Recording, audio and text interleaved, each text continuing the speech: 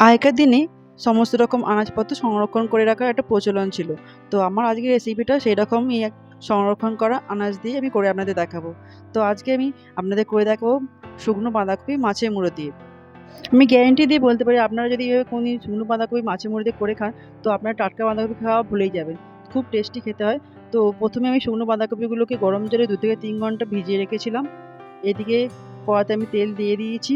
তেলটা আমার গরম হয়ে এসছে। তো আমি এতে আলু কুচি আর ক্যাপসিকাম কুচিগুলো ভালো করে ভেজে নেব। যেহেতু আমার বাঁধাকপিটা শুকনো বাঁধাকপি সেহেতু আমি ২ থেকে ৩ ঘন্টা গরম জলে ভিজিয়ে রেখেছি, তো মোটামুটি নরম হয়ে যাবে।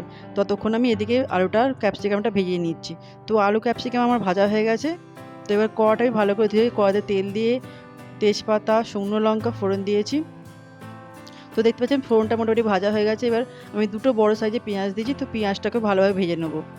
পেঁয়াজটা আমার লাল লাল করে ভাজা হয়ে গেছে। এবার আমি এতে ১/২ চামচ আদা রসুনের পেস্ট দিয়ে ভালো করে আদা রসুনের পেস্টটাকে ভালো করে পেঁয়াজের সঙ্গে ভেজে নেব। তো এইভাবে শুকনো বাঁধাকপি করে খাবেন, খেতে খুব টেস্ট হয়। আমরা না শুকনো বাঁধাকপির সঙ্গে অনেক সময় শুকনো ফুলকপি করে রাখি, সেটা খুব টেস্টফুল হয়। তবে আমার বেশি ভালো লাগে এই শুকনো বাঁধাকপিটা মাছের মুড়ো দিয়ে। তো এইদিকে কথা বলতে বলতে আপনার সঙ্গে দেখুন এটা মশলাটা ভাজা হয়ে গেছে। এবার আমি এতে একটা গোটা টমেটো দিয়ে দিয়েছি। টমেটো দিয়ে সমস্ত মশলাগুলো ভালো করে কষিয়ে নেবো আমি। তো আমি শুকনো বাঁধাকপিতে কাতলা মাছের মুড়ো ব্যবহার করেছি। আপনারা চাইলে ইলিশ মাছের মুড়ো কিংবা চিংড়ি মাছ দিয়ে করতে পারেন। তো আপনার সঙ্গে কথা বলতে বলতে এদিকে আমার সমস্ত মশলাগুলো কষানো হয়ে গেছে। এবার আমি কাশ্মীরি লঙ্কা গুঁড়ো আর হলুদ গুঁড়ো দিয়ে মশলাটা আরেকটু ভালো করে কষিয়ে নিয়েছি। এবার এই ভাজা ক্যাপসিকাম আর ভাজা আলুটা দিয়ে আর কিছুক্ষণ কষিয়ে নেবো। তো অন্যদিকে আমি ভিজানো বাঁধাকপিটাকে কিছুটা জলে ভাপিয়ে জলটা ফেলে দিয়েছি। এদিকে ভাপানো বাঁধাকপিটাও আমি এই কষানো মশলার সঙ্গে দিয়ে দেবো, দিয়ে ভালো করে কষিয়ে নেবো। তো সমস্ত রান্নাটা ডিপেন্ড করে কষানোর উপর। যেহেতু শুকনো বাঁধাকপিতে একটু ভালো করে কষিয়ে টষিয়ে করলে খেতে টেস্ট হয়। আপনারা চাইলে এটা শুকনো বাঁধাকপির বদলে শুকনো ফুলকপি দিয়েও করতে পারেন। দুটোই খুব খেতে খুব টেস্টি হয়। তো সমস্ত বাঁধাকপিটা দেওয়ার পর আমি মশলাটা আরেকটু ভালো করে কষিয়ে নেবো। মিনিট ৫ ভালো করে একটু কষিয়ে নিতে হবে। যেহেতু বাঁধাকপিটা আমার এমনি ভাপানোই আছে। তো সমস্ত মশলাগুলোর সঙ্গে বাঁধাকপিটা আমার ভালো করে কষিয়ে নেওয়া হয়ে গেছে। এবার আমি দেবো কাতলা মাছের ভেজে রাখা মুড়োগুলো। তো মুড়োগুলো দিয়ে আমি আরও কিছুক্ষণ কষিয়ে নেবো। তো সমস্ত রান্নাটা ডিপেন্ড করে আপনাদের কষানোর উপর। কেননা যেহেতু বাঁধাকপিটা শুকনো, তো একটু স্টিকি হয়। তো চেষ্টা করবেন একটু ভালো করে সিদ্ধ করার। আর এদিকে আমার আলুটা ভাজা ছিল, যেহেতু বেশি সময় আমার লাগবে না। তো আমি বেশি নয় অল্প একটু জল দেবো জাস্ট করে সিদ্ধ হওয়ার জন্যে। তো মোটামুটি আমি ১ থেকে ১.৫ কাপ মতো জল দিয়েছি। তো এবার আমি ঢেকে রেখে দেবো, সিদ্ধ হতে দেবো। যেহেতু বাঁধাকপিটা আমার শুকনো, তো একটু স্টিকি হয়, সিদ্ধ হতে সময় লাগবে। আপনারা চাইলে ভাপানোর বদলে প্রেসার কুকারে একটু সিদ্ধ করে নিতে পারেন বাঁধাকপিটাকে। তবে আমি প্রেসার কুকারে সিদ্ধ করিনি, কষিয়ে নরম করে নিয়েছি। তবে আমি জল দিয়ে ঢেকে রাখবো কিছুক্ষণ। মিনিট ৫ আমি লো ফ্লেম টু মিডিয়াম ফ্লেমে ওটাকে সিদ্ধ করে নেবো।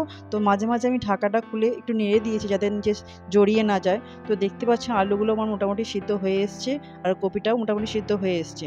তো আমি যেহেতু কিছুটা জল এখনো আছে, তো আমি ঢেকে আরও কিছুক্ষণ রেখে দেবো। তো এবার আমি দিচ্ছি একটু চিনি জাস্ট খালি টেস্টটাকে ব্যালেন্স করার জন্য, আর দেবো লবণ। লবণটা যেহেতু আমি টেস্ট করে দেখেছিলাম একটু কম হয়েছিল, তো সেই জন্য একটু লবণ দেবো। তো লবণ আর চিনি দেওয়ার পর আমি ঢেকে আরও কিছুক্ষণ রেখে দেবো। সমস্ত জলটা শুকিয়ে গেলে একটু কষা মতো হলে তো নামাবো। এটা একটু ঝোল না, একটু কষা খেতে খুব ভালো লাগে। তো সেইরকমভাবেই আমি এটাকে রান্না করেছি। তো আমি দিলাম আর একটু কাশ্মীরি রেড চিলি পাউডার। যেহেতু এই রান্নাটা একটু ঝাল খেতে বেশ ভালো লাগে, তো সেই জন্য একটু ঝালটা কম হয়েছিল। তো আমি একটুখানি কাশ্মীরি লঙ্কা গুঁড়ো দিয়েছি।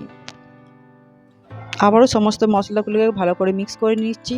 তো দেখতে পাচ্ছেন জল আমার শুকিয়ে গেছে, শুকনো বাঁধাকপিটা আমার রান্না হয়ে গেছে।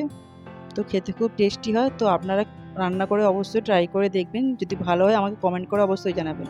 আর এরকম গরম ধোঁয়াটা ভাতের সঙ্গে এই শুকনো বাঁধাকপি খেতে খুব ভাল লাগে।